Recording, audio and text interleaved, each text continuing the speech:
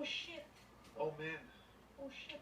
Le gars, il n'est pas sorti, non? Oui, un accident sur la métropolitaine en direction ouest, accident majeur sur un camion qui est rentré. Ben, il y a quelqu'un qui essaie d'aller se sauver. Là. Pas sûr, ça va marcher, moi, là. Sur la métropolitaine. Ah, mais ça, c'est un camion de pétrole.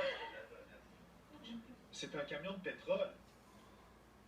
Des images toujours aussi bouleversantes de cet homme qui est considéré comme un véritable héros ce matin. C'est le camionneur qui se trouvait à l'intérieur du camion citerne qui précédait le camion qui s'est embrasé. Il a tenté de sauver le camionneur qui est demeuré malheureusement coincé à l'intérieur de sa cabine, mais en vain.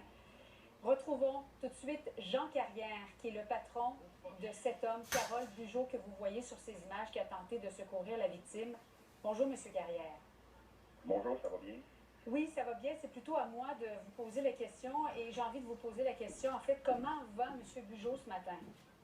Oui, mais il se remet un petit peu de ses émotions ce matin. C'est clair qu'il était... hier soir, hier après-midi, c'était une grosse après-midi. Pour lui, il était évidemment sous le choc. Puis ce matin, il se remet évidemment de ses émotions puis la grosse après-midi qu'il a vécu hier. Ah ouais, c'est clair. Qu'est-ce qu'il vous a raconté? Oh fuck! Mais c'est clair, au niveau de l'accident, ça, c'est tous les événements qui s'est passé. Ça, c'est encore sous enquête avec la Sûreté du Québec. Fait on n'a pas de commentaires à apporter pour le moment à ce niveau-là. Pour qu'il y en ait du reste, mais c'est clair qu'Aaron, il a fait ce qu'il fallait pour essayer de sauver le pauvre homme qui était pris malheureusement dans son camion citerne. Quand il est débarqué de son camion, il a tout fait pour aller voir. Premièrement, il a constaté les dommages qui étaient finalement sur le camion, puis il a vu le monsieur qui était pris dans sa camionnette et puis dans son camion. Et puis, quand que le feu a pris, bon, il a eu la réaction d'aller chercher sa barre de fer, puis essayer de tenter d'ouvrir la porte de toutes ses forces pour sauver le monsieur qui était pris à l'intérieur. Je comprends qu'il y a des éléments que vous ne pouvez vous dévoiler ce matin parce que ce sont des éléments d'enquête. Mais bon, je vais néanmoins vous poser quelques questions. Alors, si vous ne pouvez pas répondre, vous me le direz tout simplement. On voit ces images de votre employé qui a tenté d'abord d'ouvrir la porte du côté conducteur, par la suite passager.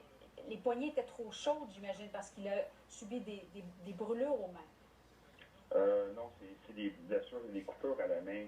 Je pense que la porte était très endommagée et puis parce qu'il tentait de toutes ses forces d'essayer d'ouvrir le camion, la tôle est venue porter blessure à sa main. Il y a des coupures au niveau de la main.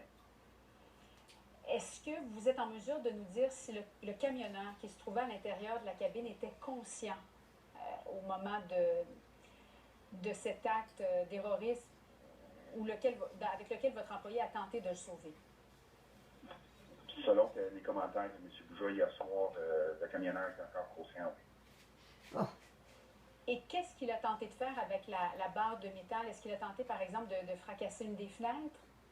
Mais je pense que les portes étaient vraiment écrasées. Il n'y avait aucun moyen tout le devant du camion était tout renfoncé au complet, selon l'image et que c'est que M. Bugeaud m'a raconté. Fait que quand il voyait ça, mais la seule façon, c'était de rentrer sa barre de fer entre le côté du camion et la porte pour essayer de la décoincer. Et puis là, il sentait la chaleur et tout ça monter. Et puis c'est une question de secondes avant tout finalement, avant qu'il y ait une explosion. Tout se passe tellement vite dans un événement comme ça. Et puis, il n'a pas été capable, malheureusement, de porter secours au monsieur. À quel moment il a décidé de se retirer carrément parce que, bon, ça s'enflammait très, très rapidement? Selon les commentaires, il y a la fumée, je pense, qui montait à l'intérieur du camion. Toute la fumée que vous voyez dans les airs, mais il y avait autant de fumée dans l'intérieur du câble du camion. Fait que ça fait que tout se passe tellement vite dans sa tête. Si je reste encore un instant de plus, mais c'est fait que... Il ne pouvait plus s'approcher de toute évidence de la cabine parce que là, vraiment, la chaleur, les flammes qui se faisaient voir et sentir. Du premier côté du camion, et puis quand il a vu que les flammes étaient prises plus de ce côté-là, mais il est allé de l'autre côté du camion pour tenter de porter secours. Et puis, la chaleur, la boucane, je pense, qui montait au niveau du camion. C'est une question de secondes, pas de minutes, de secondes. Absolument. Jean Carrière, êtes-vous en mesure de nous confirmer qu'il y a eu panne du camion citerne que conduisait votre employée Carole Bujold? C'est des informations que je ne peux pas dévoiler pour le moment et c'est encore sous enquête pour le moment, malheureusement. On comprend ça, bien sûr. Et bon, vous nous disiez qu'il se porte un peu mieux, M. Bugeaud, ce matin, après les événements tragiques. Écoute, il est encore sous le choc. C'est sûr que Carole, c'est un membre de la famille de Juvesco et puis on va lui donner le temps nécessaire de se remettre de ses émotions. Malheureusement, c'est pas tous les jours qu'un événement comme ça survient. Et puis, ce matin, là, il a besoin du temps un petit peu. C'est pour ça qu'il ne veut pas nécessairement parler aux médias. Il n'est pas prêt pour ça pour le moment. Là, il a besoin le temps de se remettre de tout ça. Monsieur Carrière, en terminant, vous l'avez appris comment que votre employé était intervenu?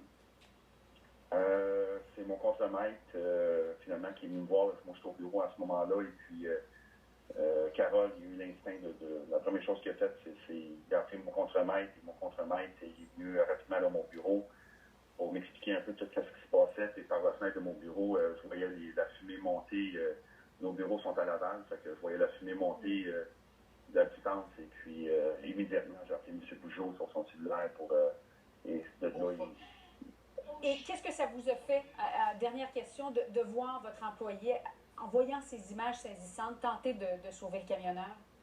Mais on est tellement fiers de lui, Carole. C'est tellement un homme de cœur. Et puis, c'est tellement quelqu'un qui aime le monde. Ça ne me surprend pas du tout que Carole, il me disait, il voyait tout le monde s'enfuir un peu de qu'est-ce qui se passait pour sauver leur vie.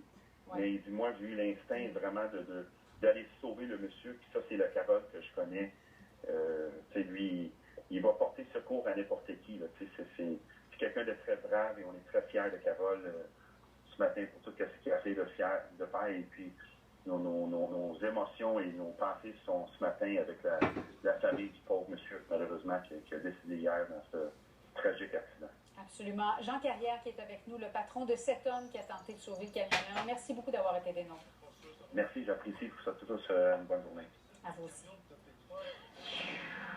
7h06.